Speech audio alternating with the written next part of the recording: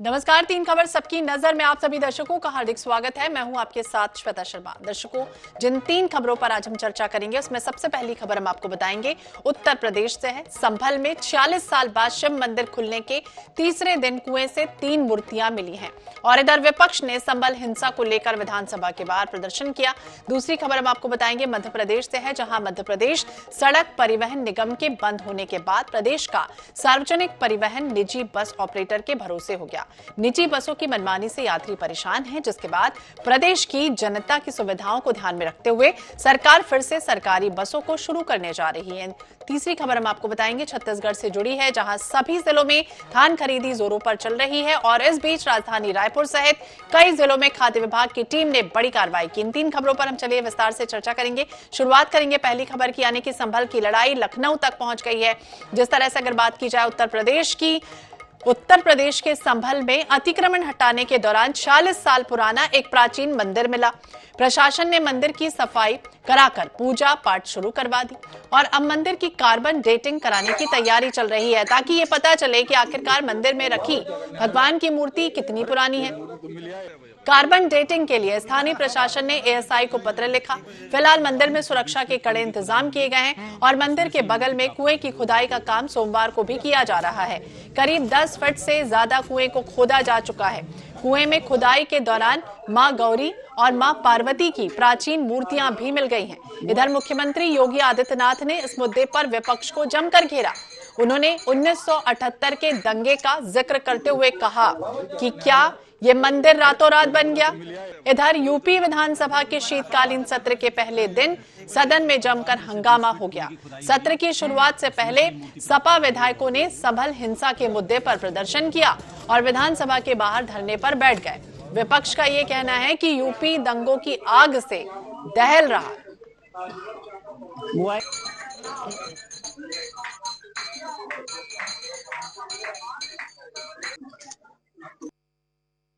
मुद्दा संभल का उठ रहा था और संभल में इन्हीं के समय में 46 वर्ष पहले जिस मंदिर को बंद कर दिया गया, वो मंदिर फिर से सबके सामने आ गया।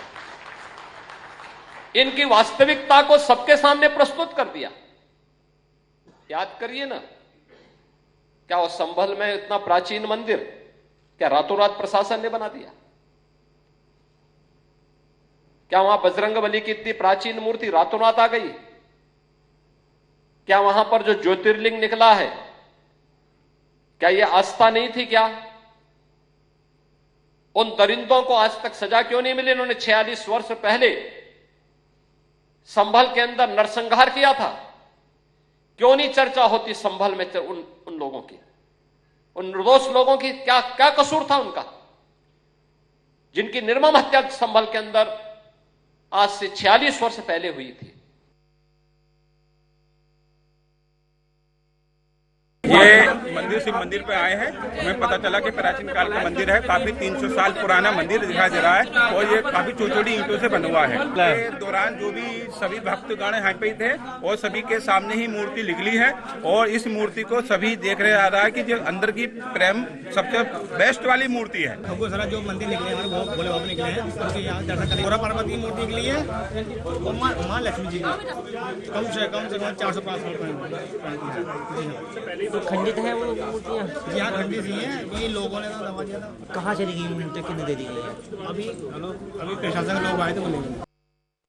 और इसी विषय पर बातचीत करेंगे। प्रदीप हमारे सहयोगी हमारे साथ संभल से जुड़ गए हैं। प्रदीप, क्या जानकारी? जिस तरह से बात करें, लड़ाई तो पहुंच गई है लखनऊ तक और सीएम भी ये कह रहे हैं कि कहीं ना कहीं रातों रातों कोई मंदिर नहीं बन जाता, और ये जो मूर्तियां निकली, क्या वाकई में मूर्तियां निकली हैं और क्या कुछ हुआ? अपडेट दीजिए, पूरी जानकारी।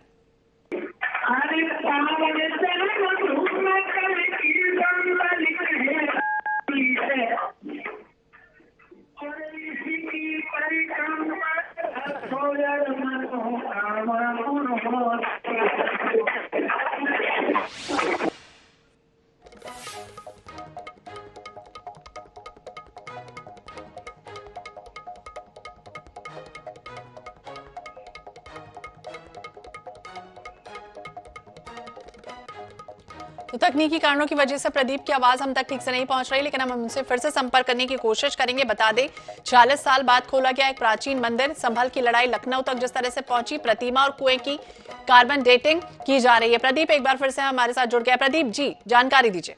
हेलो जी बोलिए। जी हेलो प्रदीप हम आपको सुन पा रहे हैं, बोलिए। आ रही है आवाज मैडम? आवाज आ रही है? जी जी बोलिए। हेलो प्रदीप हम आपको सुन पा रहे हैं, बोलिए। आवाज आ रही है मैडम? आ रही है? जी जी बोलिए। जी देखिए मैडम, आपके लिए बताओ कि जो बिजली चेकिंग का अभियान चल रहा था, तो उसी के दौरान किसी अधिकारी की जो मंदिर पर निगाह पड़ी थी, तो यहाँ पर जो मंदिर को देखा गया था, तो यहाँ लोगों ने, आसपास के लोगों ने बताया था कि मतलब यहाँ जो 46 से 50 साल पुराना जो मंदिर है, यहाँ पे अधिकारियों ने यहाँ पे खोला है। अब यहाँ पे इसी जो जिलाधिकारी उनका एक वीडियो वायरल हुआ था, उसको बताया था मतलब किसी अनजान व्यक्ति ने उनके लिए कहा था कि मतलब यहाँ पर एक आसपास कुआं भी है। वो आगे जब सर्चिंग ऑपरेशन करा था, तो वहाँ पे जो मोटरसाइकिल चलाते हैं वहाँ पे सीढ़ी वगैरह बनी थी, तो उसके लिए क्या कहते हैं, उन्होंने खुदाई वगैरह की, तो उसमें कुआं निकला था। कुआं की जब खुदाई हुई तो 3 से 4 मूर्ति यहाँ पर निकली है, जो कि एक खंडित है, 2 फ्रेश है। यहाँ पर देखिए तमाम जो बात करें पुलिस प्रशासन की, तो तमाम देखिए पुलिस प्रशासन के साथ मौजूद है। यहाँ पर तमाम CRF है, जो तमाम जगह की 16 कंपनी है, जो पुलिस मौजूद है यहाँ पर। यहाँ पर देखिए कुछ लोग दर्शन करके भी आ रहे हैं। देखिए मैं बात करूँगा ऐसे मैडम, दर्शन करे हैं क्या, मतलब मंदिर में क्या था?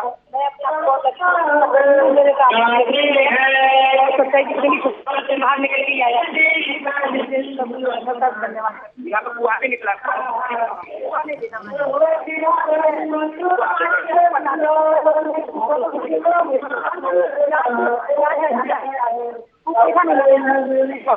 जैसे बता रहे हैं तो कुआं भी निकला है, बता रहे हैं उसमें 2 खंडित है, उसको बता रहे हैं मैडम।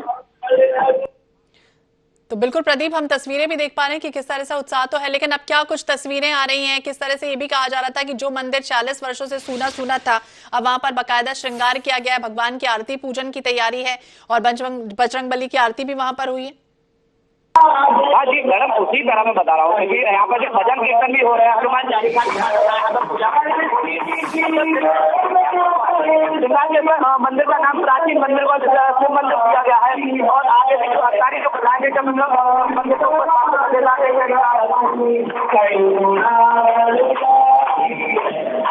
तो बिल्कुल अंदर आप पहुंचने की कोशिश कीजिए। और ये भी जानकारी मिल रही थी कि ASI की जो टीम है वो पहुंचेगी, यहाँ पर कार्बन डेटिंग होगी, यानी जो जीवाश्म होते हैं, पुरातन जो चीजें मिलती हैं, मूर्तियां मिलती हैं, उनकी उम्र का एक तरह से अंदाजा लगाया जा सकता है कि वो कब कितनी पुरानी है। तो वो तस्वीरें भी दिखाने की कोशिश कीजिए। अंदर जाइए आप और देखिए कि किस तरह से यहाँ पर पूजा पाठ हो रहा है।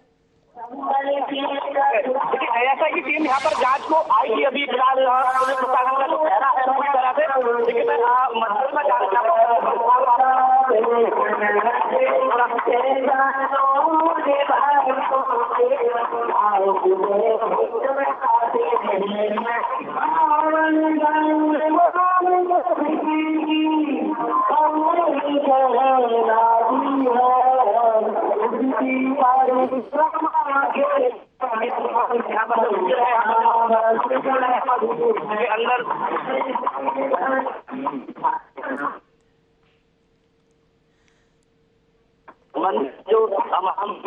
बिल्कुल तस्वीरें आप देख पा रहे हैं, हमारे सहयोगी पहुंचे हुए हैं। हालांकि उनकी आवाज हम तक ठीक से नहीं पहुंच रही, लेकिन जितना हम समझ पा रहे हैं, संभल के SDM भी हालांकि ये भी कहती हुई नजर आई थी हाल ही में कि संरचना को नियमानुसार बहाल कर दिया जाएगा। और लोगों ने भी कहा कि ये मंदिर जो है वो खड़गू सराय इलाके में स्थित, यानी 1978 के बाद से, और वहां पर जो इलाका है वो पूरी तरह से खाली कर दिया गया था। यहाँ पर पुजारी या फिर किसी को भी रहने को, यहाँ पर किसी को भी मौका नहीं दिया गया था। पूरी तरह से जो इलाका था वो खाली था। 15 से जो 20 परिवार थे वो यहाँ से चले गए थे और फिर इसके बाद ये मंदिर बंद हो गया था। अब इसे एक बार फिर से खोला गया है और मंदिर संबंधित जो समुदाय है उन्हें सौंप दिया गया। और ये तस्वीरें आप देख पा रहे हैं, यहाँ पर पूरी तरह से बिजली की व्यवस्थाएं कर दी गई हैं, सुरक्षा के लिए CCTV कैमरे लगाए गए हैं, पूरी तरह से चाक चौबंद व्यवस्था है। आर्मी के जो लोग हैं, जवान है, वो यहाँ पर मौजूद हैं। और हालांकि पहली बार कल यहाँ पर खोल दिया गया था, पूजा आरती हुई है और लोग भी आप देख रहे हैं कि श्रद्धालु यहाँ पर बड़ी संख्या में पहुंचे, कतारबद्ध होकर निबारी का इंतजार भी करते हुए नजर आ रहे हैं कि हर दिन मंदिर में पूजा अर्चना क्या प्रदीप इसी तरह से होगी। जी हाँ जी मैडम, ये पुजारी जो बता रहे हैं यहाँ पर जो पूजा प्रशासन तमाम मीडिया है प्रदेश की जो कि पूजा अर्चना जो कि बता रहे हैं कि लोग जिसी तरह अगर कहा तो मंदिर पूरी तरह इसी तरह पूजा होगी, यहाँ पे साउंड भी लगाया जाएगा, आरती भी इसी तरह होगी।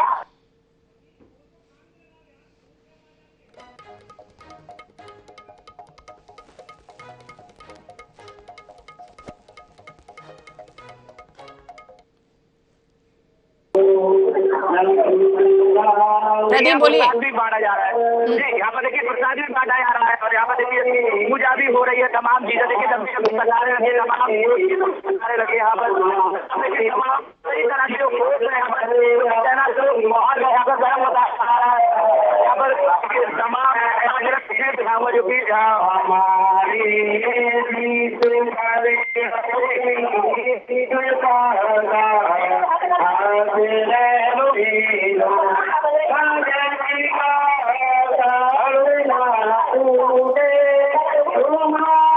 तो बिल्कुल संभल की लड़ाई आप देख रहे हैं तस्वीरें, जिस तरह से मिठाई बंटनी शुरू हो चुकी है, प्रसाद का जो वितरण है वो किया जा रहा है और श्रद्धालु बड़ा बेसब्री से इंतजार कर रहे थे, लंबा इंतजार उन्होंने किया है और यही वजह है कि यहाँ पर बड़ी संख्या में श्रद्धालु पहुंच रहे हैं। प्रदीप,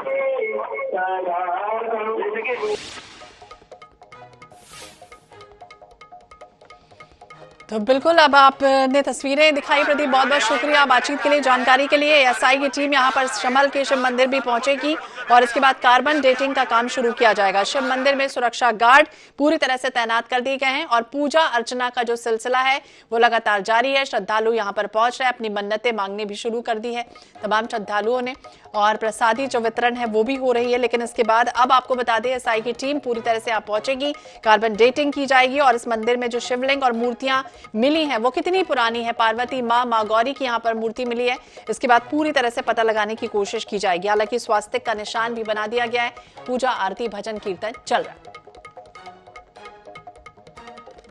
और चलिए संभल की लड़ाई लखनऊ तक पहुंची और इसके बाद अब जिक्र करेंगे दूसरी खबर का, यानी कि मध्य प्रदेश का, जहां सरकारी बसें दौड़ने वाली हैं। मध्य प्रदेश की अगर बात की जाए तो फिर से सरकारी बसें सड़कों पर दौड़ेंगी। दरअसल हो ये रहा है कि मध्य प्रदेश सड़क परिवहन निगम के बंद होने के बाद प्रदेश के सार्वजनिक परिवहन निजी बस ऑपरेटर के भरोसे हो चुका था। निजी बसों की मनमानी लगातार जारी थी, यात्री परेशान हो रहे थे, जिसके बाद प्रदेश की जनता की सुविधाओं को ध्यान में रखा गया है और सरकार अब एक बार फिर से सरकारी बसों को शुरू करने जा रही है। बसों के संचालन को सरकार की कवायद पर देखिए, सबसे पहले आपको एक रिपोर्ट दिखाते हैं। जल्द शुरू होगी प्रदेश में सरकारी बसें। मोहन सरकार ने किया बड़ा फैसला, निजी बस ऑपरेटरों की कसेगी लगाम। सरकार अपने स्तर पर चलाएगी बसें, सार्वजनिक परिवहन को सरकार देगी बढ़ावा। ग्रामीण और शहरी क्षेत्रों में कम खर्च पर परिवहन की सुविधा मुहैया कराने के उद्देश्य से प्रदेश में फिर से सरकारी बसों का संचालन शुरू किया जाएगा। नए साल में सरकार संभाग स्तर पर कंपनियों का गठन कर बसों का संचालन शुरू करेगी। मुख्यमंत्री डॉक्टर मोहन यादव के प्रयासों से इस दिशा में प्रक्रिया शुरू हो गई है। सरकार के इस फैसले का यात्रियों ने स्वागत किया है। यात्रियों का मानना है कि सरकारी बसों के संचालन से निजी बसों की मनमानी पर रोक लग पाएगी। फ़ायदा तो बिल्कुल होने वाला है इससे, बस ये है कि जैसे कि हर सरकारी चीज़, जैसे कि अब हम ट्रेन में देख सकते हैं तो वो इतनी भीड़ रहती है। अब जैसे बस वाले, यदि जो बस के कंडक्टर और ड्राइवर अच्छे यदि उन्होंने नहीं रखे गवर्नमेंट ने, तो फिर से वही स्थिति आ सकती है कि चूँकि उसका फेयर भी बहुत कम होने वाला है, तो उससे क्या होगा कि वो यदि उसकी कैपेसिटी 30 की है तो कम से कम 40-50 ऐसे भर लेते हैं, तो उससे कहीं ना कहीं नुकसान होगा।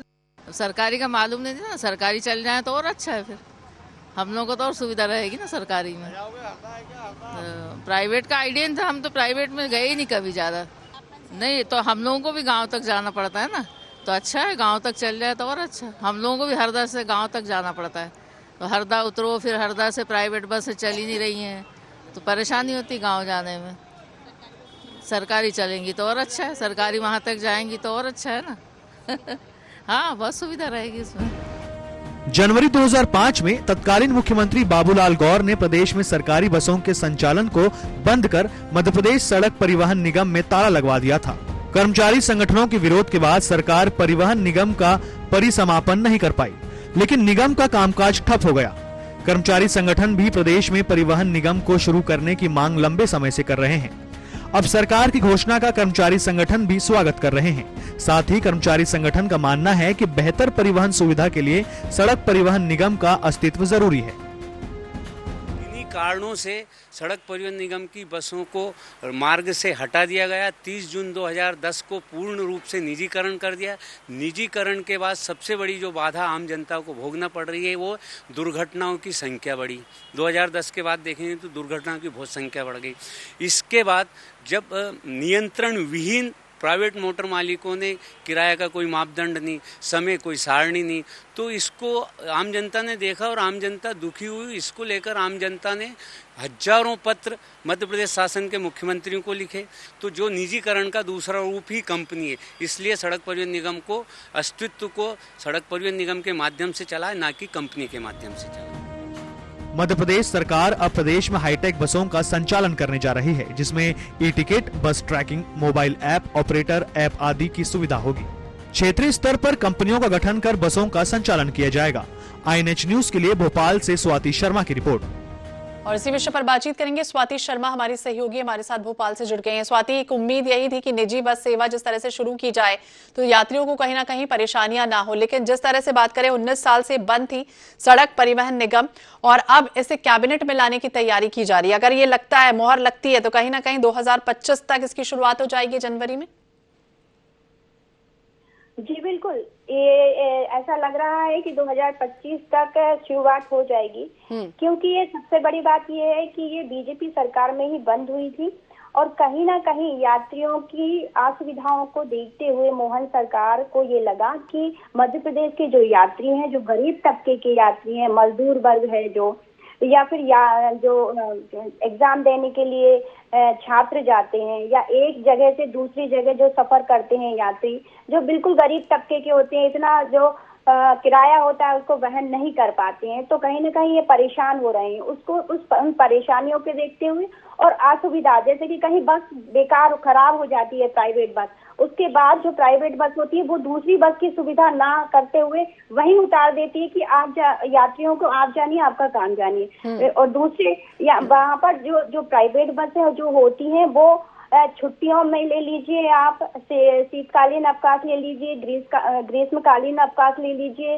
दीपावली, दशहरा, नवदुर्गों की जो छुट्टियां होती हैं, इसमें जो दाम होते हैं वो डबल कर देते हैं ये लोग। बिल्कुल, तो अब कहीं ना कहीं इससे राहत यात्रियों को कह सकते हैं कि होने जा रही है। बहुत बहुत शुक्रिया स्वाति बातचीत करने के लिए, जानकारी देने के लिए। तो सरकार ने बड़ा फैसला लिया और सीएम भी साफ तौर पर ये कह रहे हैं कि टिकट बुकिंग हो, बस ट्रैकिंग जैसी जो टेक्नोलॉजी है वो प्लेटफॉर्म के सभी यात्रियों को पूरी तरह से लाभ इसका मिलता जाए। और चलिए अब रुक करेंगे तीसरी खबर का, यानी कि छत्तीसगढ़ का। राइस मिलों पर बड़ी कार्रवाई की तैयारी की जा रही है। अहम खबर है छत्तीसगढ़ के, जहां सभी जिलों में धान खरीदी एक तरफ जोरों पर चल रही है और इस बीच राजधानी रायपुर सहित कई ऐसे जिले हैं जहां पर खाद्य विभाग की टीम ने बड़ी कार्रवाई की। सोसाइटियों में धान खरीदी के बाद संग्रहण केंद्रों से धान के उठाव को लेकर राइस मिलर्स की आनाकानी से सरकार बेहद सख्त है। रविवार को शासन के निर्देश पर खाद्य विभाग की टीम ने रायपुर, धमतरी, महासमुंद, गरियाबंद, राजनांदगांव जिले में स्थित राइस मिलों पर छापा मारा और अनियमितता पाए जाने पर 2 मिलों को सील कर दिया गया। बता दें कि धान खरीदी शुरू होने के बाद राइस मिलर्स अपनी लंबित भुगतान और कुछ अन्य मांगों पर लगातार अड़े हैं। राज्य सरकार ने उनकी मांगों को पूरा करने के लिए किश्तों में भुगतान करने की रणनीति बनाई, लेकिन राइस मिलर्स इस पर सहमत नहीं है। धान का उठाव नहीं होने से कई सोसाइटियों में स्टॉक के चलते धान खरीदी बंद होने के कगार पर पहुंच रही है और ऐसे में सरकार की ओर से एक्शन लिया जा रहा है। हालांकि अब राज्य सरकार और राइस मिलर्स के बीच भुगतान को लेकर गतिरोध खत्म करने की कोशिश की जा रही है। आज रायपुर में मंत्री श्याम बिहारी जायसवाल के बंगले पर राइस मिलर्स की बैठक हुई। मीटिंग में 5 संभाग के चुनिंदा राइस मिलर्स भी मौजूद रहे। तो लगातार गतिरोध बना हुआ है। छत्तीसगढ़ के कई जिलों में रविवार को राइस मिलों पर छापा भी मारा गया। ये कार्रवाई खाद्य विभाग ने कस्टम मिलिंग चावल उपार्जन आदेश के उल्लंघन पर की है और इसके बाद कई ऐसे राइस मिल हैं जिनमें अनियमितता मिली और इसके बाद इन्हें सील कर दिया गया है। और जिनकी राइस मिल सील कर दी गई है उसमें गरियाबंद के भी कुछ नेता का नाम है। हालांकि अब देखना होगा क्या कुछ एक्शन होता है। महासमुंद में भी 3 राइस मिल को सील कर दिया गया। रायपुर में 2 और गरियाबंद, बिलासपुर में 1-1 राइस मिल सील कर दी गई। इसके अलावा धमतरी और राजनांदगांव में भी टीम यहां पर पहुंची और लगातार निरीक्षण किया जा रहा है।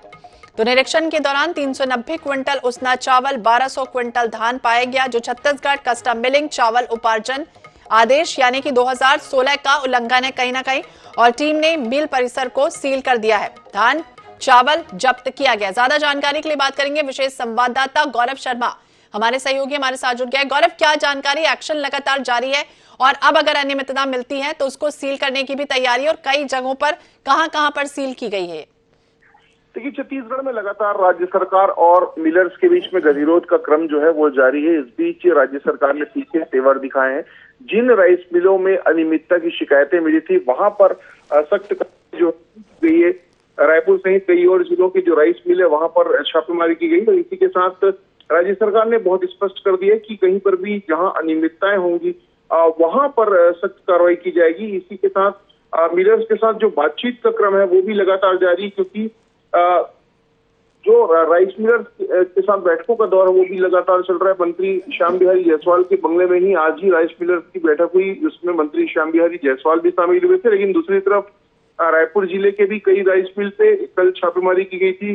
इसी के साथ कई और जो राइस मिल है वहां पर भी छापेमारी की गई थी। तो कहीं ना कहीं सरकार एक तरफ लगातार प्रयास कर रही है कि राइस मिलर के साथ सहमति बन जाए, उनके साथ बातचीत जो है वो कर ली जाए, और जो गतिरोध जहाँ पर शिकायतें मिल रही है, अनियमितताओं की जानकारियां मिल रही, वहां पर लगातार सख्ती भी की जा रही, कार्रवाई भी की जा रही। चूंकि धान खरीद प्रभावित ना हो, ये सरकार का प्रयास है, क्योंकि धान का जो उठाव है वो लगातार नहीं हो पाने की वजह से कई ऐसे केंद्र हैं, रायपुर के भी, बलौदा बाजार के भी, धमतरी के भी, कई और जिलों की जहां पर धान खरीदी आंशिक रूप से बंद होने की स्थिति आई। तो सरकार जो है वो सहमति बनाने का प्रयास लगातार कर रही है। सहमति बनाने का प्रयास है, देखना होगा क्या कुछ होता है। नजर बनाए रखिए। शुक्रिया गौरव जानकारी के लिए और बातचीत करने के लिए। और चलिए अब बात करेंगे कुछ और खबरों की, यानी कि भोपाल से अहम खबर आपको बताते हैं। कांग्रेस का विधानसभा घेराव, खजूरी में लगा 2 किलोमीटर का लंबा जाम, और जाम में फंसी है एम्बुलेंस। कांग्रेस नेताओं के वाहनों को रोका गया है। कार्यकर्ताओं और पुलिस के बीच तीखी बहस और झड़प भी हो रही है। तो देखिए तस्वीरें सामने आई NH 24/7 पर। ये एक्सक्लूसिव तस्वीरें हैं जब कांग्रेस का विधानसभा घेराव एक तरफ किया जा रहा है। तमाम दिग्गज नेता इस वक्त मौजूद हैं लगातार, और एम्बुलेंस को भी देखिए रोका गया है, गाड़ियों को रोका जा रहा है, काफिला जो है वो रोका जा रहा है। खजूरी में 2 किलोमीटर लंबा जाम लगा। भोपाल से ही हम खबर, जहां कांग्रेस का विधानसभा का घेराव और जवाहर चौक पर जुटे कांग्रेस के नेता कार्यकर्ता। आम सभा की बात करेंगे, विधानसभा कूच, पूर्व सीएम कमलनाथ का बयान, किसानों के साथ अन्याय हो रहा है। जवाहर चौक पर तमाम, ये देखिए आप तस्वीरें सामने आई हैं जब ये जुटे हुए अंकुश मौर्य हमारे साथ ज्यादा जानकारी के लिए जुड़ गए। अंकुश, क्या जानकारी, क्या तस्वीरें, क्या अपडेट?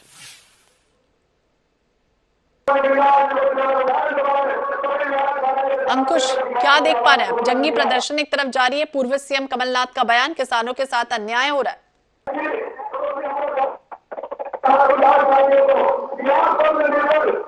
तो अंकुश से हम फिर से संपर्क करने की कोशिश करेंगे। तकनीकी कारणों की वजह से आपकी आवाज हम तक ठीक से नहीं पहुंची। बता दें, विधानसभा की कार्रवाई हालांकि कल सुबह तक के लिए स्थगित हो गई, लेकिन दूसरी तस्वीर देखिए जहां पर एक तरफ यहां पर हंगामेदार स्थितियां बनी है, कांग्रेस हंगामा लगातार कर रही है, और यहां पर तमाम एकजुट हुए हैं नेता। पूर्व सीएम कमलनाथ को भी आप देख रहे हैं। तो किसानों के साथ अन्याय हो रहा है, हुजूम एक तरह से उमड़ा है, भारी संख्या में यहाँ पर नेता एकजुट हैं। एक बार फिर से अंकुश का रुख करेंगे। अंकुश, आप तक हमारी आवाज पहुंच रही? देखिए, विधानसभा घेराव की पूरी तैयारी हो गई है, और यहाँ पर आम सभा चल रही है। जो पहले आम सभा होगी उसके बाद तमाम कार्यकर्ता और नेता विधानसभा की तरफ कूच करेंगे। जैसे कांग्रेस ने पहले ही तय किया था कि जवाहर चौक पर सारे नेता और कार्यकर्ता एकत्रित होंगे। वहां पर मंच लगाया गया है बहुत बड़ा, और उस मंच पर पूर्व मुख्यमंत्री कमलनाथ, जीतू पटवारी और उमंग सिंगार और तमाम नेता जो कांग्रेस के बड़े नेता है मंच पर मौजूद हैं। हजारों की संख्या में कार्यकर्ता यहाँ पहुंचे हैं। कार्यकर्ताओं की पहुंचने का सिलसिला अभी भी जारी है। कार्यकर्ता ज्यादा बड़ी संख्या में आ गए, गाड़ियां ज्यादा आ गई, इसलिए जगह जगह शहर में जाम लगा हुआ है। इसलिए कार्यकर्ता पैदल ही इस कार्यक्रम स्थल तक पहुंच रहे हैं। 2-2 किलोमीटर पैदल चलकर वो यहाँ पहुंच रहे हैं। इसके बाद फिर शुरू होगा विधानसभा का कूच, सभा के लिए आगे बढ़ेंगे। हालांकि पुलिस ने बैरिकेड्स लगाए हैं जो इन कार्यकर्ताओं को रोकने के लिए पुलिस ने भी तैयारी पूरी की है। तो बड़ी संख्या में बल लगाया गया है। 1500 अलग से जवान यहाँ पे तैनात किए गए हैं। तो बिल्कुल बैरिकेडिंग तोड़कर हालांकि कांग्रेस विधायक पैदल विधानसभा की ओर बढ़ते हुए नजर आए। अंकुश, नजर बनाए रखिए। बहुत बहुत शुक्रिया जानकारी के लिए, बातचीत करने के लिए। और किसानों के साथ अन्याय हो रहा है, पूर्व सीएम कमलनाथ का ये बयान। और इसी के साथ इस बुलेटिन में फिलहाल इतना ही। बाकी अपडेट्स के लिए आप देखते रहिए NH 24/7। नमस्कार।